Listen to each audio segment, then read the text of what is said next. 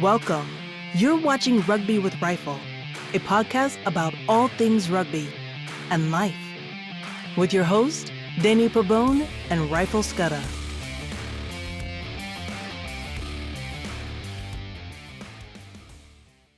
Welcome to Rugby with Rifle, a podcast about all things rugby and life. As always, I'm joined here with my friend Rifle. Rifle, how are you doing, sir? Doing very well, thank you, Danny. Preparing for a huge snowstorm here in Virginia this Yes. weekend, they say. So hopefully we'll be able to make it and make our next rugby podcast after the storm. We'll see. Yes. We're gonna get hit here in the eastern seaboard of the United States. And it's not pretty. Looking like they're saying about a foot of snow to 18 inches, a couple of feet in some areas. So hopefully I'm not in that area of a couple of feet of snow. Yeah. But with that, even with the storm coming, we're very excited because in a couple of weeks, exactly 2 weeks from now, from the recording of this episode, the Six Nations tournament will be starting. And again, it's very exciting stuff. If you're new to rugby, Six Nations tournament is a rugby tournament that happens every year. And the reason it's called Six Nations is because it's played with, it's a tournament that involves six nations. Henceforth, the Six Nations tournament. So let's get right to it, Rifle. So again, if you're new to rugby, Six Nations tournament is takes place between the nations of England, France, Ireland, Italy, Scotland, and Wales. And just before we get into the schedule and everything, just coming off 2025 rifle, you know, currently we have South Africa at number one, New Zealand at number two, England at number three. My mind is escaping me now. Number four is Probably be France. France. Yes, France is number four, and Ireland is number five, if I'm not mistaken. Yeah, something like that. Yes, and I won't go for the rest because I know Argentina's number six. That I know. Mhm. So yeah, so coming off the Autumn Nation series, those are the top teams right now, and in this competition, a lot of we have France, England, and Ireland as three teams that are in the top five right now. So you have three powerhouses, and you can't forget Italy, Scotland, and we've spoken about Wales in our last episode. They're going through a little of a rough patch over the past couple of years. But yeah, Six Nations is right around the corner. Very exciting stuff. And just to start off the competition, we have France and Ireland. So that's gonna be a a great game just to start off. And I know just I believe it was yesterday, if I'm not mistaken, or today, the French team was announced. The players were announced, not the starting 15, just the players that are going to be playing in the competition, not necessarily the starting 15. For both France and Ireland, both teams have announced the players that they are selected for the tournament. So yeah, a lot of exciting stuff to come in this 2026 Six Nations tournament. Did you notice anything about the French team, Danny? Was there anything other than just the names there? Did you read any articles or not really? Uh, just reading articles. Actually, again, one of my favorite rugby podcasts, Eight Chasers. Just watching one of his videos. I know there was talk of like two or three, or maybe more players who have a lot of experience were left off the team. So a lot of people are Correct. talking about that. Were just not I guess not wondering, but a little surprised that a few players that have a lot of experience were left off the team. Yeah, three of their stars that have always been there in the last couple of years because France, an amazing side, really, really good. Mm, So what Gautier, their coach, is doing there, I don't know. As you sometimes rightfully say, we're not in a change room. We don't see what's happening in there. So sometimes players get an attitude. There was a lot of talk last year about Gautier having some clashes with some of the top players and leaving them out of big games mm, just because of a little bit of a clash. But now he has dropped three stalwarts, absolute just pillars in the French team. So we'll have to see, if they've really got the youngsters to replace these guys that have so much experience, played in the biggest of games and hard, good rugby players. So it's going to be interesting. And what a humdinger to start the competition with France against Ireland. I mean, mm, could you, if it was England there, maybe, but I mean, a tougher game to start the competition with France, obviously being the current champions, holding last year's they won. So the champions against Ireland. Ireland not having the best season last year, losing some games that we thought they definitely should have won. So they're going to be coming back with everything they've got. And yeah, what a way to start this year's Six Nations. So I'm very, very excited for that.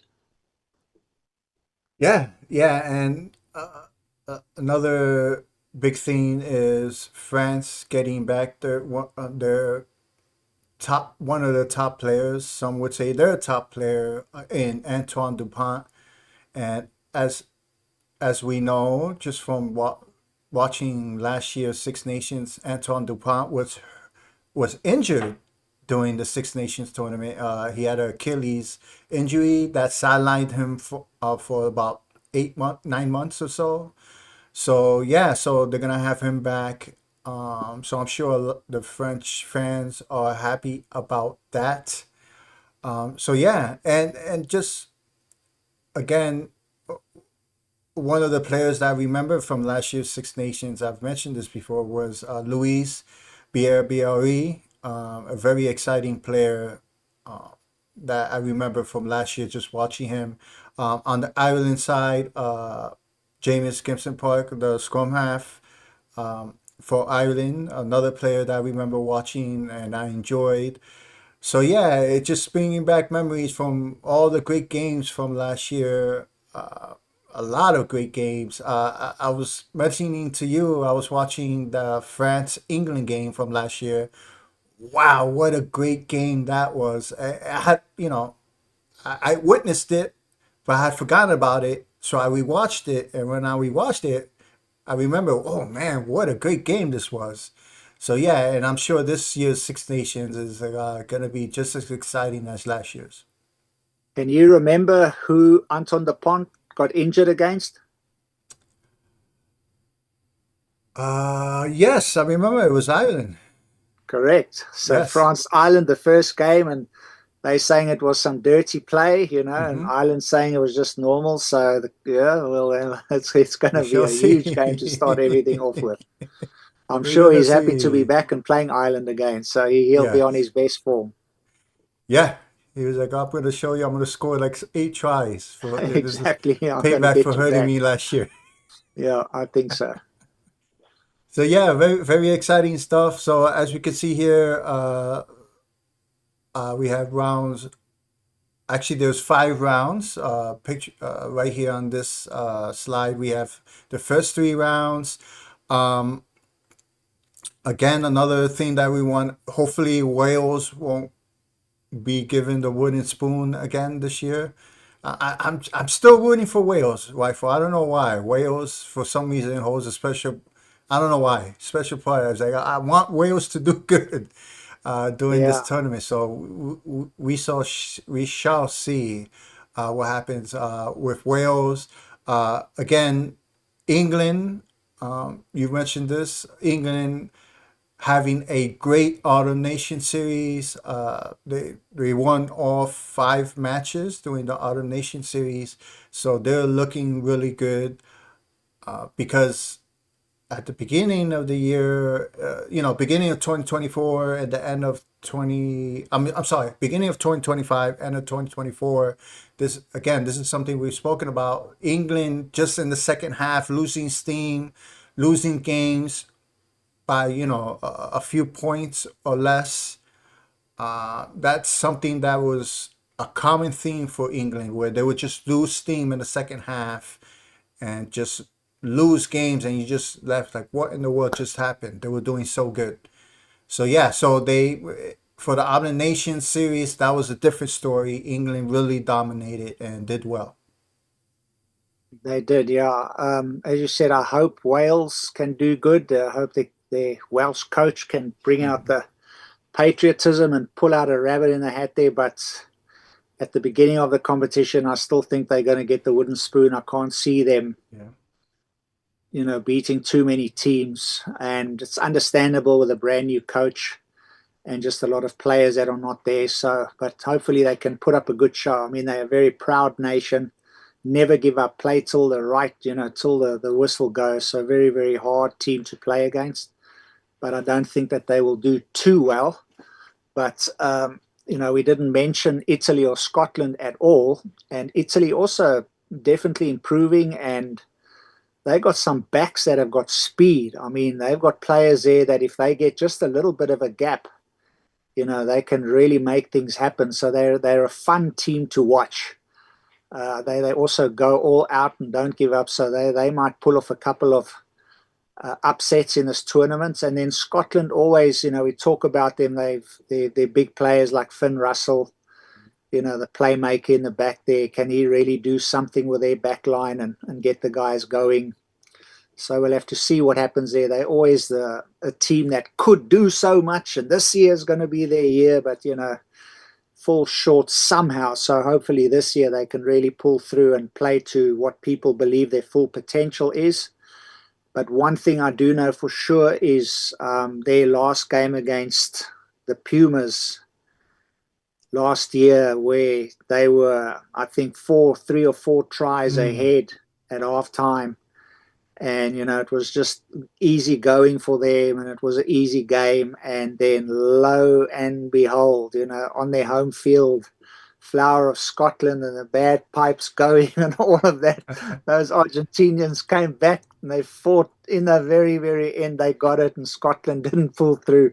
So they're definitely going to have to watch that. Mhm. Just as you said previously, England would lead up until about 60 minutes, and then the last 20 minutes they would fall out of the bus.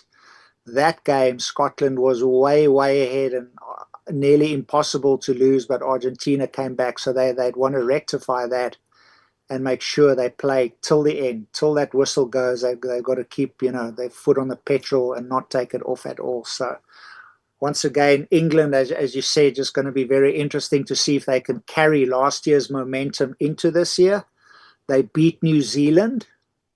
They beat the All Blacks at home. So, they have momentum on their side now. People are saying that Steve Bortwick, they've given him a couple of years now to, he wasn't doing good, team didn't do well, but now they're saying he's got the team where they need to be. They've got the right players, still need to sort out maybe their fly half position, just like Ireland have to do. So this is going to be a good competition to start finally nailing down those positions, and specifically for England and Wales, Ireland, their fly half position, who's going to play there. So that's going to be interesting to watch. Yeah, yeah, a lot of interesting themes coming off that Autumn Nations series 2025. A lot of momentum going into the Six Nations, and just the other player that I wanted to mention, that really caught my eye, and I just remember from watching last year's Six Nations, is the Italian player Angel Capuoso. He was another player that was just wow, speed and everything. And I jokingly said he looks like he's 12 years old. He looks so young, and he's like Yeah, 27, I think, or 28, something like that. But he looks like he's 12 years old. He's out yeah, there playing. He's such a quick. He actually plays in France at club with rugby. yeah, with Antoine Dupont. Dupont, yeah, for Yes, Toulouse. for Toulouse. So yeah, Yeah. so another player that I'm looking forward to seeing this year as well, doing this Six Nations. So yeah, and then we have the last two rounds of the Six Nations, with round five being known as Super Saturday. That's when all six teams play on the same day, and that's the final round of the Six Nations tournament. And and just listening again to the analysts and everything, a lot of people are picking France to be repeat champions of the Six Nations this year. And but again, England have coming off a great Autumn Nation series. I don't know. I think England is gonna give France a run for their money, and the competition is going to be ending with France versus England. So yeah, so I'm sure that game is probably, if I'm a betting man, it's probably going to be a huge game. That last game, just like last year's final game with France. France, I forget who they're playing. What was it, I Italy that can't they're playing remember, again? but the thing is with that game, the very last one, 14th of March, that might actually decide the tournament. Yes. Mm-hmm. Where previous years, even the last day, when everyone played, we knew who the winner was. It doesn't matter who won or lost on that game. But Yeah. this year it could be that close that Mm-hmm. literally the last game on the last day could be the decider for the whole Six Nations. So that's going to be very interesting. Yes, and I hope that's the case. Yeah, it will be very good if it can happen that way. Yes, that would be a great. Cause I'm sure it's going to be a great tournament no matter what happens. Because it's going to be a lot of great rugby. So yeah, I'm definitely looking forward to that. And I was um just quickly going back to, and it just came to mind again. And sorry, Wales fans, if this hurts your feelings, but I just wanted to do this. So we have Wales and England. I think England is going to win that. We have Wales and France. Again, sorry, Wales. France is going to win that. Wales and Scotland. Maybe that's a toss up, because I remember last year. Well, not a toss up. I shouldn't say a toss up. But I remember Wales coming out against Scotland tough in the first half, but then they flailed in the second half. So maybe they'll do better in that game. Then we have in round four, Wales against Ireland. Again, I don't see them winning that game. So maybe the best shot they have is against Italy. And this is nothing against Italy. I'm not saying Italy is a bad team, but maybe the best shot Wales have is against Italy. What Also would on you the say last about day. that? So yeah, that's going to be a big day of rugby. Yeah, so that's my analysis on Wales. Again, sorry, Wales fans, but I'm a dummy. What do I know? Can you imagine Wales winning, three games? Who knows? Who knows what's gonna happen? Maybe they'll surprise us. And so yeah, so that's again the Six Nations. Very excited, starting in 2 weeks. And just the one thing I wanted to show, I have a play here. Again, I know you know it feels like I have a man crush on Luis Bre, but I just wanted to show. This is a play. Let me just set this up. Here we go. Bring this down a little bit. So again, this is last year. This is France against Ireland. I believe this was their. Forget if this was the first or the second Oh no, they only play each team once. So Just I'm play one thinking, time. I'm thinking about the rugby championship. Mm, mm.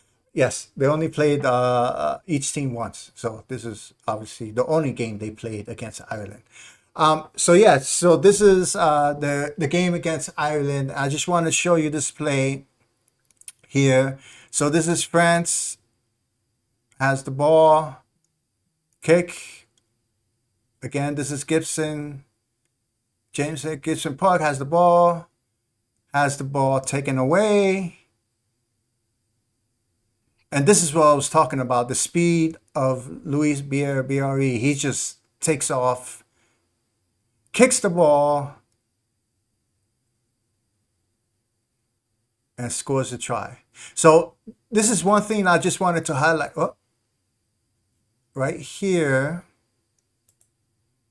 Let's see. Okay, come on, computer. Here we go. So right here, let me just put this back right here.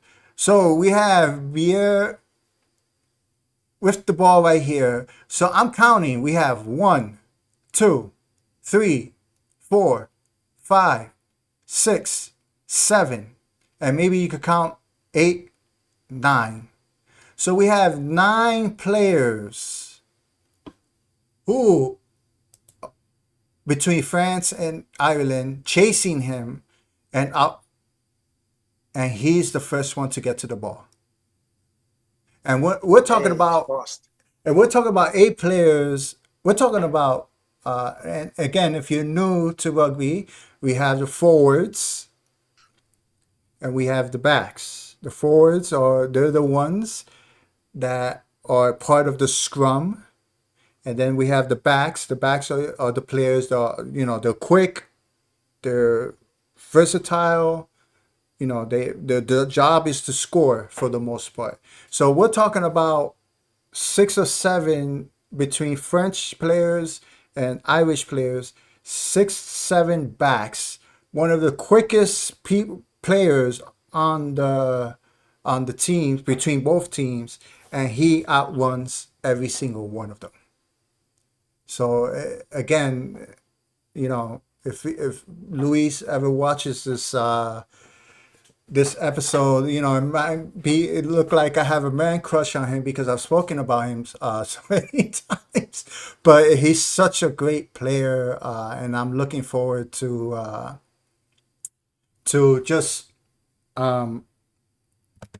just to this Six Nations, all the games. It's going to be another great Six Nations tournament. And just before we end this episode, Rifle, I was watching another play of his where France has the ball. There was a pass. The ball was intercepted, and I forget which team it was. So the opponent, intercepts the ball, runs to the past the 22-meter line of the opponent's of France's try line to try zone, or past the 22-meter line. Hmm. France uh, takes the ball back. So BRE runs all the way to where the ball is at. He gets the ball and runs the whole length of the field, again outrunning everybody, and scores the try. Yeah, he's fast. He's So quick. it's just amazing the stamina that you have to do something like that. Run the Mm. field, the length of the field 2 times essentially Both in ways, a yeah. matter of 15, 20 seconds. So Yeah. yeah, crazy to watch. Mm. So is there anything that you're looking forward? Any players, games that you're looking forward to, Rifle? No, as I say, that first game will just be the kickoff to a wonderful tournament, and more than that, I'll just watch after that. But for now, just France and Ireland, the kickoff. That's what I'm looking forward to now, and I'll watch all 30 on the field, and let's see what happens. Yes, that's going to be a great game. The return of Antoine Dupont against the team that that pretty much took them out of the Six Nations last year. So it's going to be a I great will game say to this start. though, I'm really going to be interested to see Ireland scrum, because if you can remember, the last game that Ireland played was against South Africa, where South Africa just scrummed and scrummed and scrummed and scrummed, and when they got a penalty, they didn't kick, they didn't, they went for a scrum. So it's going to be interesting to see how they scrum. Lines up with the French on the 5th, so that's going to be exciting to see. Yes, looking forward to again that first match is going to be something to see. So Yeah. we should see who comes out on top. So with that, once again, Rifle, thank you, sir. Looking forward to Six Nations. It's gonna, it's gonna be a great tournament. And again, gonna be another great year of rugby in 2026. Yes. So with that, everyone, I hope you enjoyed this episode. And until next time, take care, everybody. Cheers. Thank you for watching this episode of Rugby with Rifle. Remember to press the like button and subscribe to the channel if you haven't yet to support this podcast.